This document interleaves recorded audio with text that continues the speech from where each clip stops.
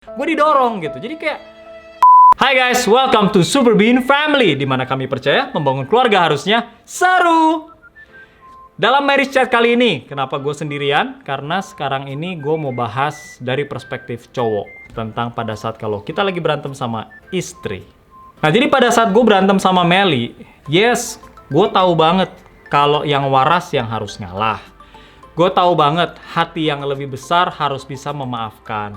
Gue tahu banget kalau hubungan kita dan perasaan dia harusnya lebih besar dan lebih penting dari ego gue. But the reality is, susah.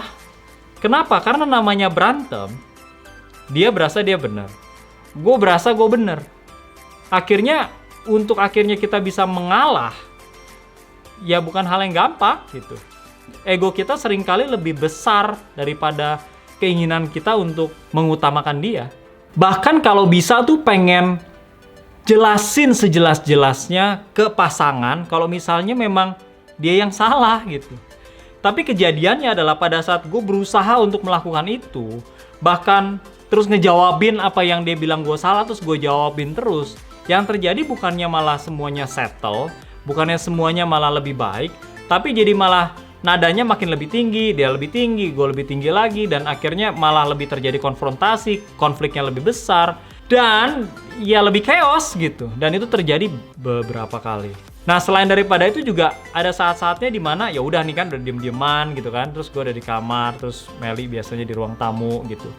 Nah, terus di situ kayak gue berusaha untuk ya udah oke, usahakan gimana caranya besarin hati, sabarin diri, ayo keluar, minta maaf. Terus walaupun kita tahu misalnya gue nggak salah, dia yang salah, tapi again seperti yang gue udah share di link video ini, kalau misalnya minta maaf bukan berarti kita salah, tapi berarti artinya kita memang lebih mau mengalah karena memang hubungan lebih penting. Nah, kadang-kadang juga gue udah berusaha nih, udah kan di kamar dong, di kamar diam, berusaha oke, ayo calm down, besarin hati. Terus kayak ya udah gue yang harus ngalah duluan gitu, walaupun gue tahu dia yang salah. Nah, jadi akhirnya udah membesarkan hati, keluar minta maaf. Nah, pas datang mau minta maaf aja udah langsung dicuekin, bahkan kadang-kadang karena dia masih kesel kan, tentu saja gue didorong gitu. Jadi kayak di situ tuh as a man dengan ego, dengan suatu pride tertentu, apalagi my love language adalah words of affirmation, gue suka dipuji, jadi itu bertolak belakang dengan my bahasa kasih gitu kan. Dan kayak ego gue tuh kayak lagi kebuang di got gitu. Gue udah rendahin hati banget gitu, dan akhirnya didorong gitu. Itu dari perspektif gue sebagai seorang pria. Nah, dia pasti nggak akan berpikir seperti itu, karena dia berpikirnya I'm hurt, gue sakit gitu. One day pada saat kita lagi berantem seperti itu, dan gue kayak lagi nggak kepengen keluar untuk minta maaf gitu kan, karena egonya kegedean. Gue one day coba cara berbeda. Gue mau tulis via WA. Tapi tulis via WA-nya nggak cuma sepotong-sepotong, tapi ya berbentuk kayak semi surat gitulah. Dimana gue highlight pertama-tama adalah I'm sorry. That's the magic word. I'm sorry karena gue nggak sesuai ekspektasi lu. Gue nggak bilang kalau misalnya gue salah, karena bagi gue benar. Bagi dia juga benar toh. Tapi yang membedakan adalah karena ekspektasinya nggak sama. Jadi gue bilang dulu I'm sorry karena gue nggak sesuai ekspektasi lu. Tapi gue perjelas di situ, karena seperti gue bilang kan, gue kan kepengennya tuh ngejelasin gitu loh. Nah, akhirnya gue jelasin. Ekspektasi lu terhadap gue itu adalah hal yang mudah.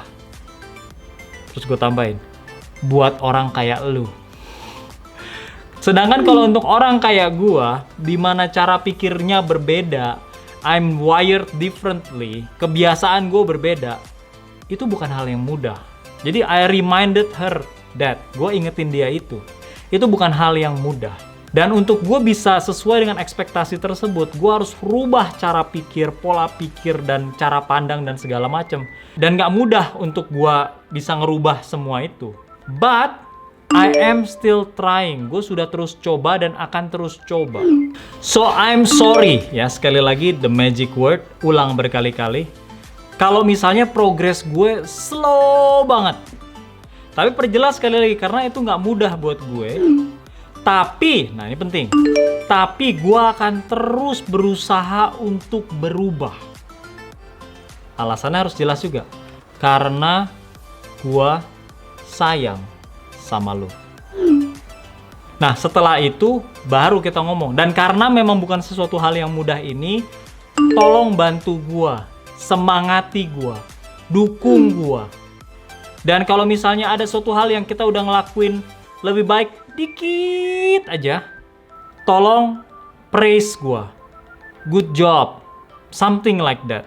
Dan kalau misalnya ada suatu hal yang masih belum sesuai ekspektasi, masih salah lagi, tolong dengan sabar ingetin gua.